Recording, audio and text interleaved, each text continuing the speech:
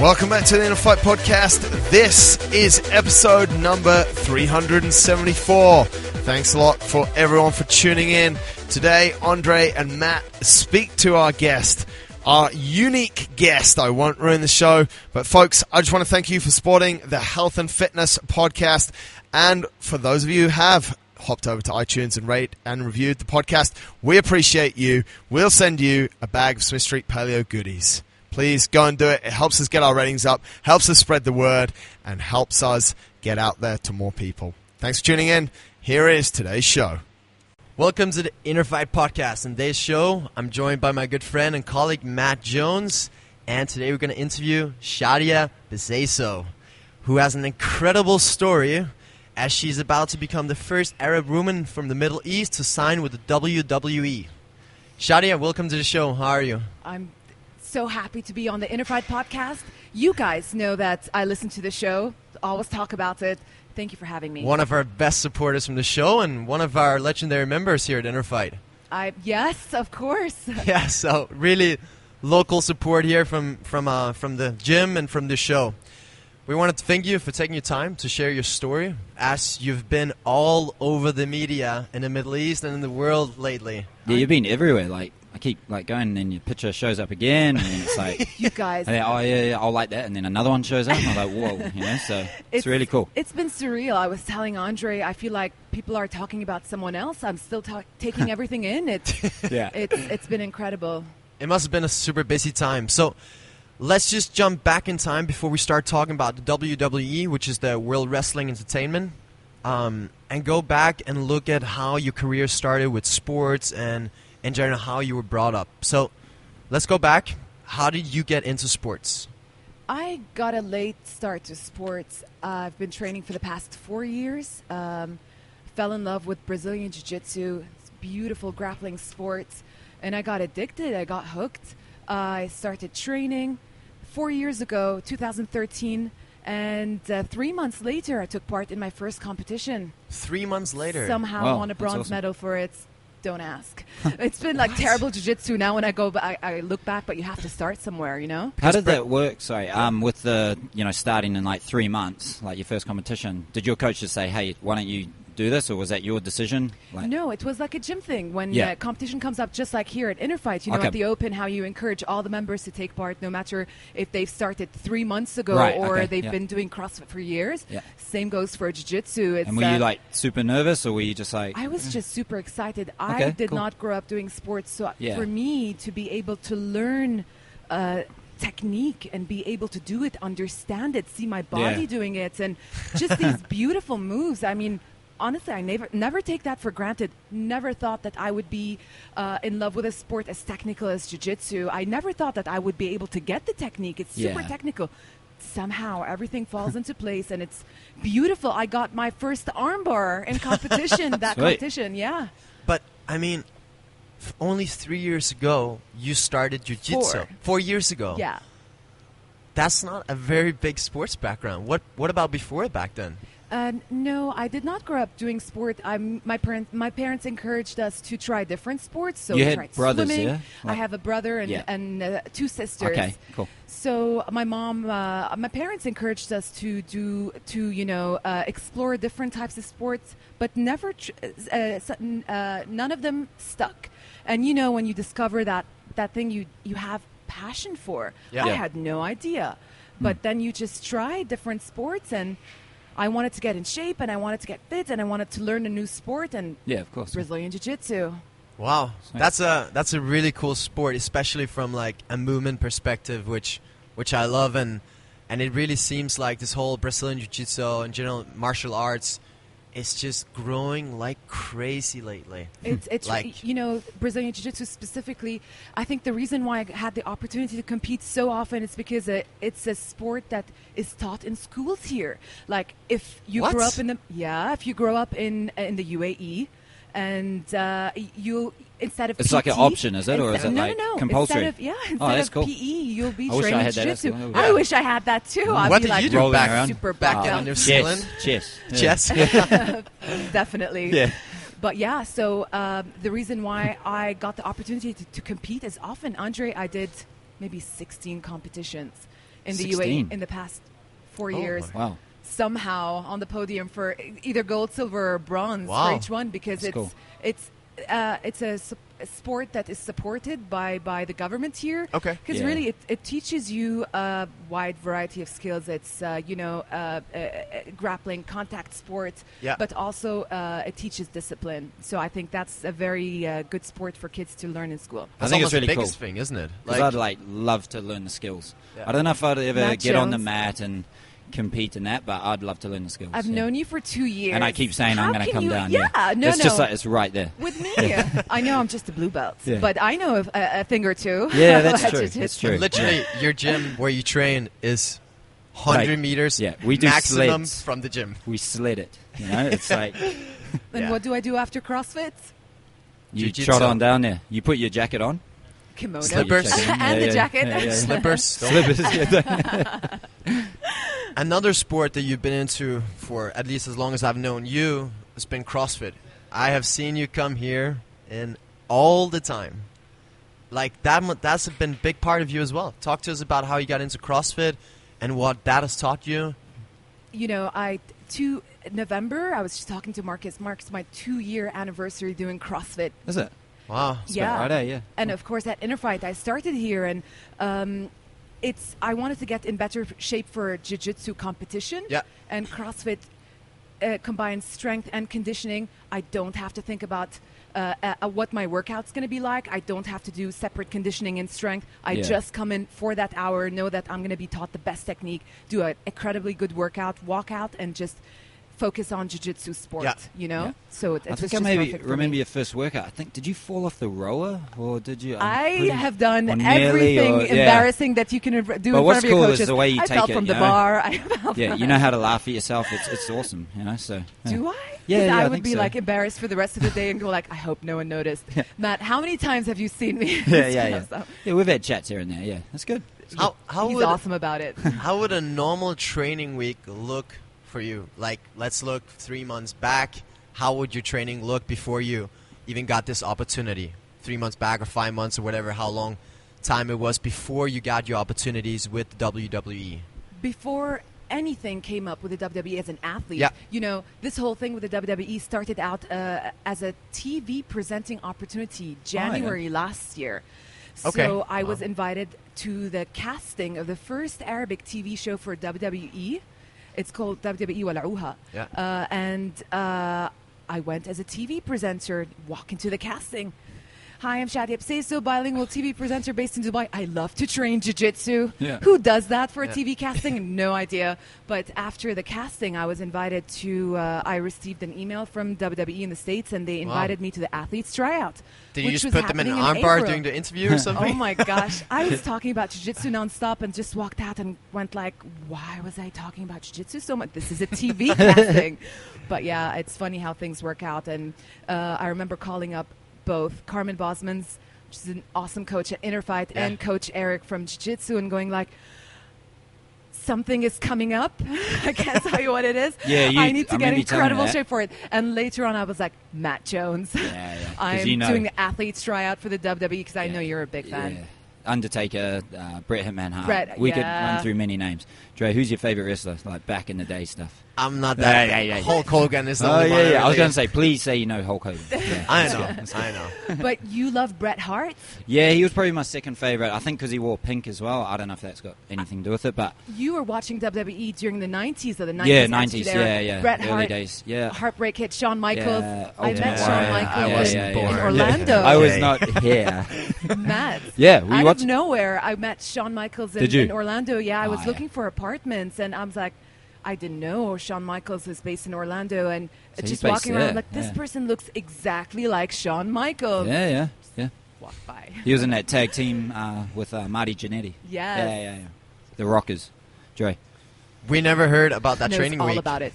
Oh yeah, sorry about that. So okay, before anything came up with the WWE, I was training jiu-jitsu and getting ready for jiu-jitsu competitions. Basically, as often as I can compete, if I'm not presenting, then I would be in that competition.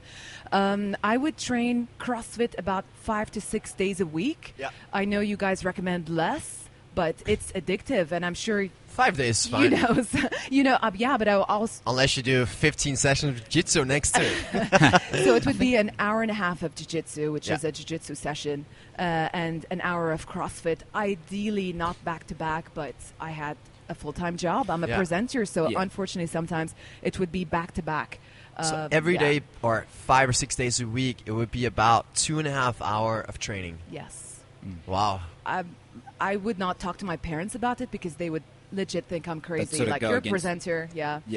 But my teammates know, and the members at InnerFight know, and they've been so cool about it. Like, we work out together here, and I train with my teammates at Team Noguera Dubai, and everybody has been awesome in supporting me in this journey. Before anything with the WWE started, people were super cool about it. I mean, man, that's a lot of training. Like, we as coaches have quite a lot of time during the day because we're also in a gym all day. But you know, like TV presenter, doing quite a lot of things, training in 2 different gyms, doing 2 different things. I mean, that must have been a super stressful period as well. I have to be honest, it came at the expense of other things that are equally important. You know, I'm here by myself. I don't have any family, but in Dubai, in terms of like an actual, my family is based in Jordan. But it came at the expense of, hanging out with my friends here or having any personal time to explore anything else. It was just presenting, CrossFit, and Jiu-Jitsu.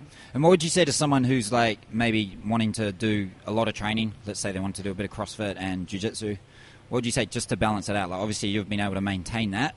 Yeah, how would you... I would not recommend doing what I did. That was a bit extreme, honestly. But looking at some of the, like, let's say in the workout, some of the weights that you were lifting, like, you made sure that your technique was pretty good, you know what I mean? So, I mean, I'm still learning. CrossFit, just like Jiu-Jitsu, is a world, and you realize that I love to do power cleans, but I still don't have the best technique doing them. You need to invest time in doing... in perfecting the technique before you can add on the weight.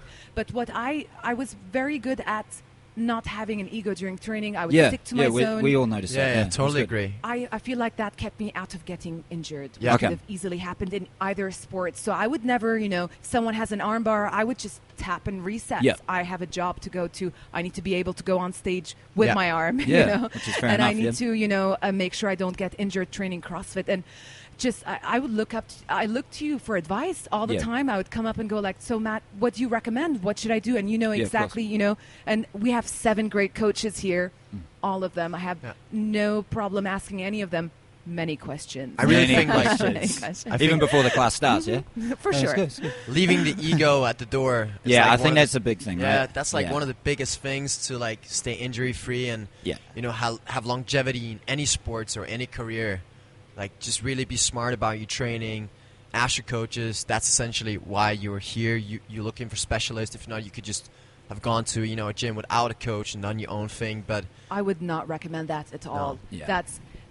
I know nothing about programming or technique in sport until I'm showed what to do. Like, if someone wants to be a presenter or be a voiceover artist, this is what I do. I have a lot of experience doing it. Take pride in my job, but when it comes down to programming or training, I come and ask you guys for sure. Done for you. Yeah. Let's fast forward to about 1 year ago, almost, when you got the opportunity with WWE. You said first they approached you as a TV presenter, and later on they approached you as potentially an athlete. How does that whole process look like? Is there tryouts? Is there like phase 1, 2, 3? Take us through it. Okay, so I got invited to the athletes tryout. 40 athletes from around the world, Middle East and India, incredible athletes, CrossFit, strongman, runners, you have bodybuilders, you name it. It was at the tryouts. And where's they're all this tryout taking place? It was an invitation-only tryout at the Dubai Opera. It happened in April, last week of April, 4 days back-to-back. We did 3 sessions per day. It was incredibly tough. Wow. I was...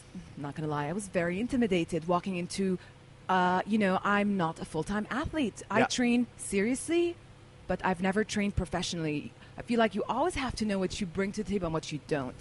So walking in, I was fully aware of where I stand, but not just saying this because I'm on the podcast. I've said it to you individually before. I was able to get through the tryout because of what we do here at InnerFight. I went in with full confidence that I have the athletic ability not to get selected. I had no way I had no way of knowing this would ever happen. But I went in with the full confidence that I can get through the tryout. Yeah, training at InnerFight is tough and challenging. It's as good as you want it to be. Yeah. So anyone with any athletic ability can walk into a class, but then you can push yourself to, and I've always done that in training. I love doing it to just, push myself and do it. But just to go back to the tryout, if you want to know what it looked like, a 1 hour documentary is coming out. Oh, wow. Yeah. November 24 on OSN. And I'll be sure to share a link and post some stuff. Cool. You'll get to see us, myself and the other athletes do the tryout. That's quite cool. There's a different mix of athletes there. You mentioned that, I don't know, strong man or strong woman, whatever. Bodybuilders, CrossFitters. Yeah. Were there lots of CrossFitters, or were you? There were a few, but very impressive. Right. There was one called Nasser Rouaya. Okay. I wasn't, I follow the jiu-jitsu community. I didn't know what the CrossFit, who the CrossFit athletes were in the region. Yeah, one of the best. Yeah. Wow. So proud as an Arab top athlete. Yeah. So just to be around athletes like that, people that have the same interests and think the same way, was electric. Yeah. What was it that made you so interested in the WWE? What got me to go to the athletes tryout? Basically, why would you think, oh man, I know you got invited, that's amazing, but you could have gotten invited to something that you might not have been interested in and you would never shown up, but this must have caused a bit of interest, maybe because of your background. Jiu-jitsu. That was it. That was the first thing. I mean, there are many reasons you would want to go to an opportunity with the WWE. It's a truly global brand. TV distribution in 180 countries, Andre. 25 languages, reaching more than 650 million homes. Matt Jones knows. Whoa. But for me, it was jiu-jitsu. It's a contact sport, grappling sport. Wrestling is a contact grappling sport. Yeah. So that gave me the confidence to go to the tryout and the opportunity to combine sports and entertainment, because WWE is sports entertainment. Yeah. So I work in entertainment and I'm obsessed with sports. This is the dream job, if you want to call it a job. It's going to give me the opportunity to combine both sports and entertainment. That's why I went to the tryout. Wow. Have you ever been to any of the WWE, showdowns or Survivor Series or WrestleMania? Have you ever been there Matt, live? Growing up, we did not have WWE on Jordan TV. We had one channel, and then I went to university, and I was presenting already on the radio. I started watching WWE after moving to Dubai. Okay. And it's very popular in the GCC. Yeah. I went to my first show in July at Madison Square Garden in New York. Did you? That No was way. incredible. Apparently it's amazing, right? Like as soon as you walk in, if you go to like a football game or something like that, it's like, you get your ticket, you go through and then you sit down, but apparently, before you sit down, I hear it's like amazing, right? It was incredible. It was just a house show, imagine, but Madison Square Garden was packed. Yeah, that's and crazy, right? WWE Universe are infamous for knowing the brand inside out. Yeah. So it was just electric, and I'm looking at the ring and just thinking about that. One day I have the opportunity to become a WWE superstar. It's amazing. When you told me this news, I was just like, oh, wow, this is just because I used to watch it a lot, I know. And my dad ruined it one time by just said, why are you watching this? I said, just shut up. I'm having a good time. So, I can't wait to see how it all goes. You know what this means? I'm going to be sending you stuff from Orlando. Send it. You and one just of my send teammates, it. Evan. And I'll send it to Dre. Yeah. He'll probably send it back to me. It's all I'll try. Undertaker USB. How cool is that? Yeah, that's just great. Yeah. Because you gave one to another friend who messaged me about it. She was like, I got one as well. I was like, oh, yeah. You said that WWE is huge in the GCC, but we don't see that many athletes or any at all from GCC, do we? In the WWE. Or the Middle East? Yeah. Do we? There are people of WWE superstars and athletes of Arabic heritage, but none from the region. I think that's why the tryout is a game changer. Yeah. You will have... is that the first time they run it? This is the second time, but it was the Okay. first time they run a a tryout of this level. It was an event. It was a media event. A lot more organized now. Yeah, it was at the Dubai Opera, and we were doing push-ups and sit-ups and burpees, and Burj Khalifa was the backdrop. So that was special, but we were also dying. So. Yeah, for sure. Yeah. Because back in the day, like, I guess, was it, how did people become wrestlers? Do you know? Like, you would go to a wrestling school, and they were split into territories. Okay. And then, for example, like back in the day, it was OVW, Ohio Valley Wrestling. Yeah. Like that's how, for example, John Cena came up, Brock Lesnar, Randy Orton. But now it's NXT. This is where I'm going in Orlando. Yeah. I'll be training at the WWE Performance Center, which is world class. 7 rings. One of them is like a pillow where you get to learn your aerial flips. It's one of a kind, and then you have your in-ring sessions. You have a sports-specific conditioning with a conditioning coach. Okay. And then promo class, which is like acting class. Yeah, I was going to say, you have to have that, right? Yeah. Then one day, hopefully, if you make it, so there are no guarantees, it's just the opportunity of, first step is NXT. To wrestle on TV. I want to be NXT Women's Champion. Mm-hmm. And then one day, hopefully, WWE Women's Champion. WrestleMania. Matt Jones, front row. Oh, front row. I'll probably have a banner. I love it. You'll need like a character, won't you? Like a nickname. Yeah, this is interesting. Like, this is interesting. I like this. Let's hear it. Oh yeah. What do you have in mind? I've been thinking. Have you? Do you choose yourself, or did it kind of like? It's a collaboration. Okay. But I thought of something. Okay. Top secret. Is it top secret though? Okay. Top secret. Right. I would love for this to have. I'm very proud to be from the region. Very proud to be an Arab, and I hope to represent very well one day.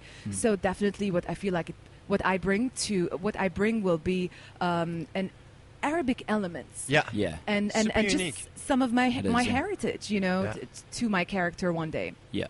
Because, like you said, you will be the first Arab woman from the Middle East that actually will compete here or have the opportunity. Because the other ones, they have Arab background, but they're not actually born in the Middle East. You will be the very first one. Like, talk to us about what does that mean for you, for the region, for your family, everyone. It's a privilege. I'm truly honored to be the first Arab woman from the Middle East to be signed to WWE, but I'm fully aware of the size of the responsibility. I would love to represent, and it's both sides. I am one person that's moving to Orlando and going to WWE Performance Center, but I feel like one day when I step into a WWE ring, I would be representing the Middle East. So it's a big responsibility, and I hope to represent well one day. Sure. It's huge. I mean, there's going to be so many females especially looking up to you and seeing, that you can do anything, sort of. Absolutely. I feel like it's not just it's having a lot the bigger. door open. Yeah, it's not just having the door open to be part of the WWE. It's having the door open for Arab women especially to do anything. The sky's the limit. You just set your crazy goal, as Marcus say, like a big goal, and you just go after it. Now the times have changed. Doesn't matter where you're from. Does not matter if you're male or female. I believe you just set your goal and you go after it. You do the work, and everything follows. Yeah. I'm really looking forward to the signature move or the finisher as well. I know it's probably top secret, but honestly, I didn't even get there yet. Right. Yeah. Because so I'm that's gonna be. Yeah, I'm gonna be. I know how to grapple. But Who is your favorite wrestler? Who is your favorite wrestler back in the day? You can't really say. It's hard to choose. There's so many amazing wrestlers. Yeah. I love Shawn Michaels. Yeah. Okay. And I love Randy Orton, yeah. Bret Hart, WWE Network in Jordan. I've been in Jordan for the past month, just spending time with family. Been watching the entire rivalry between Bret Hart and Shawn Michaels. Nice. Yeah. So it started with the Rockers, but then the tag team matches. Yeah. But then it's the singles competition. Yeah. Very, very cool. Yeah, cool. How did your friends and family react upon this opportunity for you? Where your parents must first think like, "Oof, my daughter's, gonna be WWE." Tell us about their reaction. Andre, very lucky. My parents have been supportive in everything I did. Wow. Whether it's live presenting, jiu-jitsu, but not at first. Yeah. It's my dad. You have the risk of getting injured. Yeah. So my dad was like, no. But we never spoke about it 4 years later, Dad, I'm on TV training, competing in jiu-jitsu. And he's like, that's awesome. So I thought we talked about that 4 years ago. So when I first told my parents about this opportunity, as I mentioned, it was a TV presenting opportunity. So coming back and telling them, oh, by the way, I have an opportunity to be an athlete in the WWE and be a WWE superstar, I couldn't tell them over the phone. I went to Jordan and I told them in person, and there was just silence in the room, Matt. Really? What? What's this? But I guess you're still chasing Super your dream, though. They're worried about the risk of injury. Yeah. Any parents would be worried about the risk of injury, but then I really showed them videos of the performance center, told them who our coaches are going to be, wrestlers you will watch on TV. Yeah. William Regal. Yeah. Coach Matt Bloom. Oh, jeez. Yeah, Sarah Amato, Sarah Stock. So it's the best of the best. We'll be in good hands. And then this gave them, they were like, okay, we support you. Yeah, I mean, anything you do, there will be a massive risk, and if you don't go for it, you'll regret it, right? There's a risk in everything. When I first came to Dubai, I did not have a job. Live presenting full-time did not exist. I saw an opportunity for it and turned it into a full-time job. Yeah, and 4 years I've been working under a company. My clients don't even know that it's my company. I just walk in and go like, thank you for choosing me as your presenter. What would you like me to present for you today? They don't know it's my company. One thing, just a random question, is your pet cat, is he happy? What's the story there? Okay. Can I take this opportunity to find Nimid a home? Okay. Well, the thing is, I've adopted Nimid, which is Arabic for tiger. I adopted him from a shelter 4 years ago. Okay. Everything happened 4 years ago. Yeah. So your life just started 4 years ago. 4 years ago, I adopted a beautiful cat from a shelter in Dubai, and now I'm going to be leaving Dubai. So I found a home for him, but the lady, she was super sweet, but she's going to have to give him back. Right. So I'm going to post on social media. Yeah, put I'm it out looking there. for a home for Nimir, but I have to say now, I have to disclose, he's a cat for people who want a cat that is like a dog. Yes. Does that make sense? That Sorry, sounds... I've already got He's two, very as naughty. you know, so I'm not allowed. But Dre, he doesn't have a pet. Maybe you could... I live Nimir with a lot jumps on doors. I'll have to speak with the people I live with. Okay. No worries. Sweet. So we spoke about you training before you got this opportunity. How did the training change as you now got the opportunity, got this offer with WWE?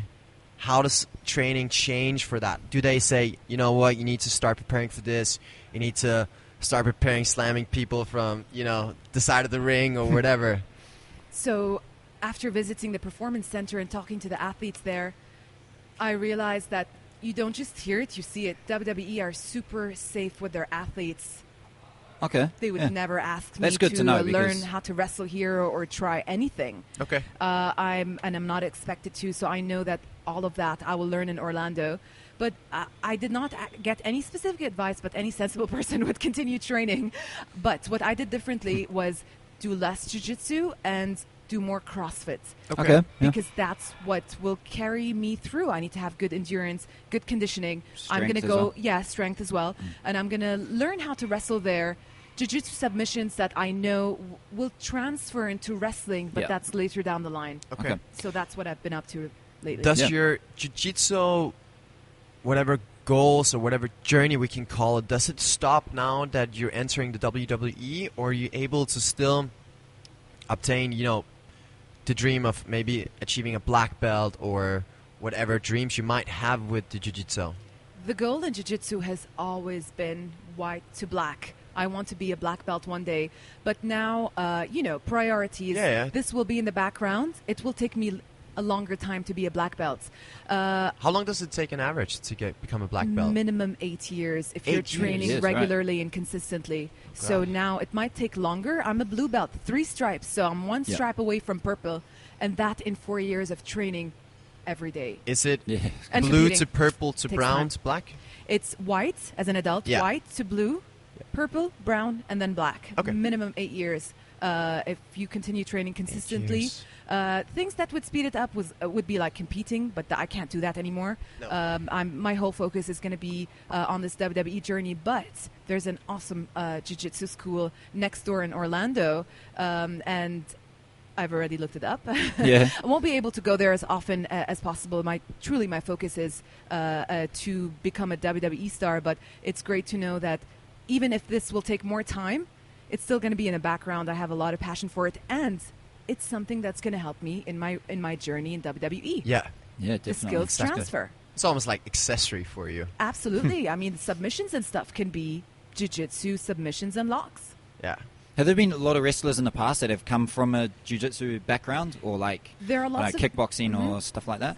Yeah, different martial arts right, for sure. So like you have Brock Lesnar, MMA, and there are superstars on the roster right now that train jiu-jitsu. Yeah. Shinsuke Nakamura is a purple belt.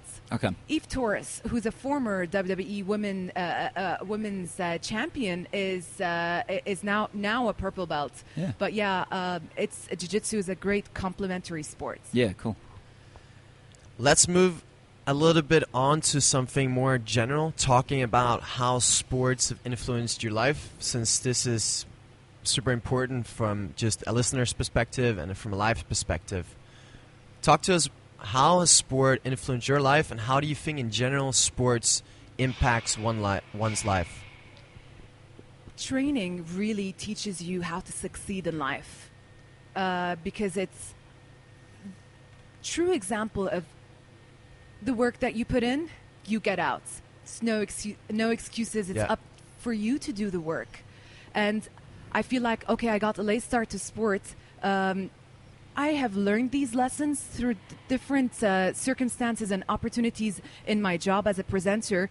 But then after getting into sports and seeing these examples, you learn them faster in sport because you fail and succeed on a daily basis. Every session, you don't really fail. Even if you lose in competition, you learn. I don't want to say fail. No. But sport really teaches you to succeed in life because you get to learn these lessons. You see them in front of you. You experience them faster than other different, than a job or life in general. Does that make sense? That makes sense. So, like character trait wise, what do you think is the character traits of an elite athlete in sports in general? I'm still very new to all of this, and I look up to you guys. But what I see and what I think the one thing I have is persistence. I never stop trying. My jiu-jitsu coach will tell you it takes me longer than other people in class to, get something. But once it's mine, and I'm the one that shows up tomorrow. Someone could be more naturally able and capable in jiu-jitsu or CrossFit, but I'm the person that will show up every day. And then whatever I learn is with me for life. Hardest worker in the room. I hope to be. I mean, that's how I feel. That's what I have. I might not have the natural ability. Like when I started training jiu-jitsu, you just get thrown around the mat. It takes a lot for like anyone that trains jiu-jitsu to go like, okay, month number 4, here I am. Yeah. You literally just get thrown around the mat until you start to grasp an idea. So you need to have it in you to go like, I feel completely beat up, but I'm coming tomorrow. See you guys tomorrow. And I guess like having this sort of mentality, who would you say, well, who would you think, other than InnerFight, obviously, because we've helped you a lot, but like, your family, parents, like, is there anyone that... Did you have any role models, growing up in sports that you're like, man, I want to be that person because of what they've done and, what they represent? Through my job as a presenter, I interviewed world-class athletes. I got the opportunity to work on multiple occasions with Nasser Al-Attiyah. He's a Qatari Olympian.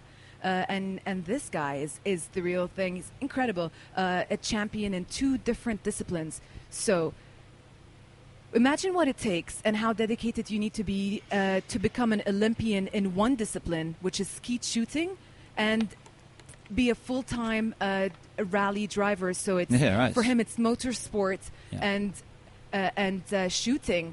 So very different. After when I looked him up and I was researching, because I was interviewing him and then ended up interviewing him on multiple occasions, so I had the opportunity to be around him and learn from him. He went to the Olympics 5 times before he got the bronze medal in the London Olympics. Right. So that's 20 years. Okay? 20 years of trying and failing. Just not giving up, just relentless, really, isn't it? All while really like getting the best, doing the best work as a motorsport driver. He's a 2-time Dakar Rally champion. That's the toughest rally on earth. Yeah. This is the biggest, like for off-road, which I know from presenting. Oh, that's the only reason I know about motorsport is my job. I know nothing else about motorsport, but for cross-country racing, 2-time Dakar Rally champion, 14-time Middle East Rally champion, you name it. So it's fully dedicated, super humble. Talk to this guy, and he makes you feel like the biggest presenter in the world. Like, and your questions are important, Yeah. So this was way before anything started. I have been presenting motorsport for the past 7 years. Okay. I was like, this is what I want to be like at the time as a presenter. So super successful, but super humble. And being around an athlete like that was inspiring. And he's Arab, and he's a real person. It's not just something that you read about. And he makes it possible to go like, you work, you get. You put in the work, and you will get somewhere. That's it. Yeah. So, you as an athlete, what do you want to show people that wants to become athletes as well, or in general just inspire your family, your friends, and everyone who's going to be watching? What are the things that you want to show them or prove to them that it will take, to be successful in life, other than persistence? Other things? Set a goal. I used to be, I'm very ambitious, but I used to be very shy about my goals. Okay. And then I came here, and it was okay to say that you want to take part in the biggest race and be super ambitious. So that immediately translated into me not being able to talk about my goals. So set a goal, go after it, and you need to take the first step. So really my message is, don't overthink it. Don't be afraid to take that first step, because you can come up with all these great ideas, but if you're too intimidated, or what are people going to think? What will my parents say? What will my coaches say? Think about all of these things, and I do. God knows I do. But you have to take the first step. Execution. 100%. And I feel like I really want to thank my parents. Really, it wasn't that they sat me down and go like, you need to set your goals, and no, it was never like that. But they brought my brothers and sisters up in a way where we're all equal. And because I get asked a lot, like, you're an Arab woman, what did your parents say? And I'm like, honestly, we're always been equal. I could do jiu-jitsu, my brother could do jiu-jitsu. I could study abroad, my brother studied abroad. It doesn't matter if you're male or female, and that has a lot to do with how I was brought up.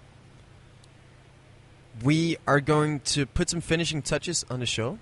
And one thing we always finish the shows off with on the interviews is that we ask our guests if they have one piece of advice that they've learned or been given. You've already given loads of different advice, but if you had one general one that you want to share with the listeners, please tell us what that would be. I know you always ask your guests, and when this opportunity came up, I'm like, what am I going to say? How did I not prepare something? Really, it's the same message. Take the first step. Take the first step. Yeah. Because that's sometimes the hardest step, isn't it? It's literally the hardest thing. It takes a lot of courage.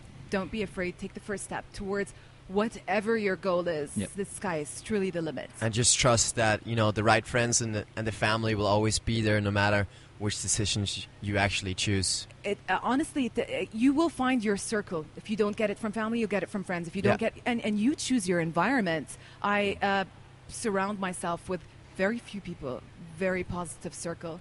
You go to what's going to push you forward. Yeah. What's next for you? Oh my gosh. Next, it's a great time to be with the WWE. So much is happening in the Middle East, Matt. Like, before you just watch it on TV, now it's live in the region. Wow. So next month, guys, December 7th and 8th, WWE live in Abu Dhabi. Really? Have you been listening to the radio? No, I haven't. So I know. You better. I haven't so either. let me tell you. You got to tell Matt us. Jones. What's the deal? Triple H versus Roman Reigns. That's going to be really? December 8th. Yeah. December 8th. You have all Dre, the WWE superstars. Shall we? Let's do it. Who isn't a Triple H fan? No, yeah, he was a man. Yeah, I thought I would need to travel to a WrestleMania to see Triple H compete, but now it's in Abu Dhabi. He's right there. It's an hour away, you know. Yeah. So yeah, December 7th and 8th, Zayed Sports City Tennis Stadium. Yeah. Okay. All right. Yeah. That's the trip. To do. I go around the 18th, so it's perfect timing, yeah. You know, guys, this is my first show after signing my contract. I'll be watching my first WWE. This is it. And for it to be in Abu Dhabi, the UAE it's is my almost second home. Yeah. It's my second home. So I'll be watching the show from a completely different perspective. And the ladies are competing. You have Alexa Bliss and Sasha Banks. That's going to be Thursday. I can't wait to watch the women compete. This is for me is very, very important. I can't wait. It's gonna be crazy. Yeah. We definitely have to. I think set we should up a trip to go down there. Make an appearance for sure. Yeah. Where can people connect with you? I know you have a lot of things going on with interviews, articles, and social media. So tell us where can people get in touch with you if they have any questions or they just want to follow the journey. I'm on Twitter at Shadia Bseiso. And at Shadia Bseiso WWE on Instagram. And I'm going to be giving away tickets to the Abu Dhabi show. So WWE Live in Abu Dhabi. I'm going to be giving away tickets and a meet and greet to one of the superstars. Giving away tickets, yeah? Yeah. Yes. Yes. I got you, Matt Jones. Got you. All right, so Instagram, Twitter, that's it? That's it. Cool. Yeah. So if you have any questions or want to know what's going on with Shadia and her crazy journey towards the WWE, please go follow her on social media so you can stay in touch and whatever is going on and the future. We wish you the best of luck, and thanks again for taking your time. Thanks for coming in. It's awesome. To support the show and to actually be a part of it. Oh my gosh, Andre, Matt, thank you for having me. Big fan of the podcast. And it's very, very special for me to be here. I'm part of the InnerFight community, and everyone has been amazing way before anything started. So this is truly a great opportunity. Thank you so much. Thank you. Good.